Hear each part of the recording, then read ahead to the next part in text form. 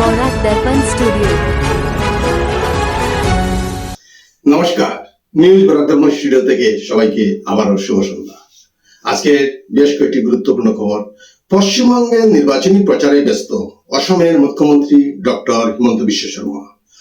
কুচবিহারের জনসভায় বক্তব্য রাখে মমতা ব্যানার্জিকে কটাক্ষ করে তিনি বলেন, অসমে এলে ভালো মুরগি ছাগলের মাংস খাওয়াবো। প্রশ্ন তুলেন, অসমে মাছ মাংস খাওয়া কি নিষিদ্ধ? তিনি দাবি করেন, বিজেপি ক্ষমতায় এলে পশ্চিমবঙ্গেও ইউনিফর্ম সিভিল কোড চালু হবে। তিনি অভিযোগ করেন, গরুর মাংস বন্ধ হবে ভেবে ভয় পাচ্ছেন মমতা বন্দ্যোপাধ্যায়। প্রধানমন্ত্রী নরেন্দ্র মোদী নেতৃত্বাধীন কেন্দ্র সরকার সংসদের বিশেষ অধিবেশনে 3টি গুরুত্বপূর্ণ বিল লোকসভায় পেশ করেছে। এগুলি হলো মহিলা সংরক্ষণ সংক্রান্ত 131তম সংবিধান সংশোধনী বিল, লোকসভার আসন সংখ্যা 543 থেকে বাড়িয়ে 850 করার পুনর্বিন্যাস বিল, কেন্দ্রশাসিত অঞ্চলে আইন সংশোধনী বিল। প্রায় 12 ঘন্টা আলোচনার পর শুক্রবার এই বিলগুলির উপর ভোটাভুটি হতে পারে। প্রধানমন্ত্রী নারী ক্ষমতায়নকে ঐতিহাসিক পদক্ষেপ বলে উল্লেখ করেন। বিরোধী দলগুলি বিশেষ করে রাহুল গান্ধী ও এম.কে. স্ট্যালিন আসন পুনর্বিন্যাস বিল নিয়ে প্রশ্ন তুলেছে এবং এর সমালোচনা করেছে। কেন্দ্রের মতে বিরোধীরা বিষয়টি ভুলভাবে ব্যাখ্যা করেছে এবং মহিলা সংরক্ষণের বিরোধিতা করছে।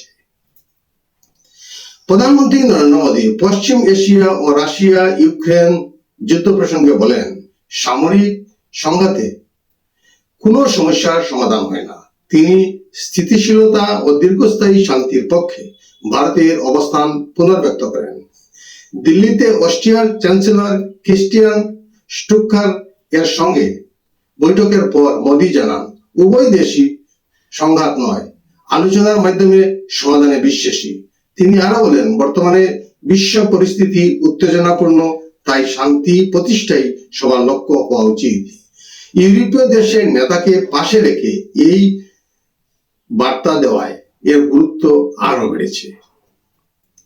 লাহোরের জঙ্গি সংগঠন লস্করে তৈবার সহ প্রতিষ্ঠাতা আমির হামজা কে লক্ষ্য করে গুলি চালানো হয়েছে। গুরুতর জখম অবস্থায় তাকে হাসপাতালে ভর্তি করা হয়েছে।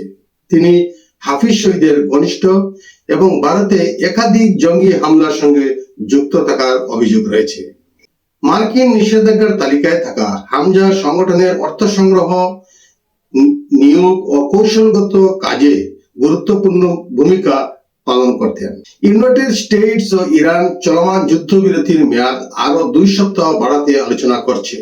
স্টেট অফ হরমুজ ঘিরে উত্তেজনা বাড়লেও সরাসরি সংঘর্ষের আশঙ্কা আপাতত কমেছে। বিতর্কের মূল বিষয়গুলো ইরানের পারমাণবিক কর্মসূচি ও হরমুজ প্রণালী পুনরায় খোলা এখনো মিটেনি, তাই শান্তি আলোচনাকে এগিয়ে নিতে সময় বাড়ানোর চিন্তা চলছে। পাকিস্তানের সেনাপ্রধান আসিম মুনির ইরানে গিয়ে শান্তি আলোচনার অংশ হিসাবে ইরানের বিদেশমন্ত্রী আব্বাস আরাগাচির সঙ্গে বৈঠক করেছেন। ইউনাইটেড স্টেট ও ইরানের মধ্যে আলোচনা চালু রয়েছে, যদিও আগের বৈঠক ব্যর্থ হয়েছিল। পাকিস্তান এই আলোচনায় মধ্যস্থতা করছে এবং আমেরিকার বার্তা ইরানের কাছে পৌঁছে দিচ্ছে। আগামী সপ্তাহে আবার আমেরিকা ইরান বৈঠক হতে পারে, সম্ভবত ইসলামাবাদে। যুদ্ধবিরতির মেয়াদ শেষ হওয়ার আগে এই বৈঠকগুলোকে অত্যন্ত গুরুত্বপূর্ণ বলে মনে করা হচ্ছে। আজকের প্রতিবেদনে এখানেই সংক্ষিপ্ত বিরতি টানছি। সবাইকে আবারও শুভ সন্ধ্যা জানিয়ে বিদায় নিচ্ছি। নমস্কার।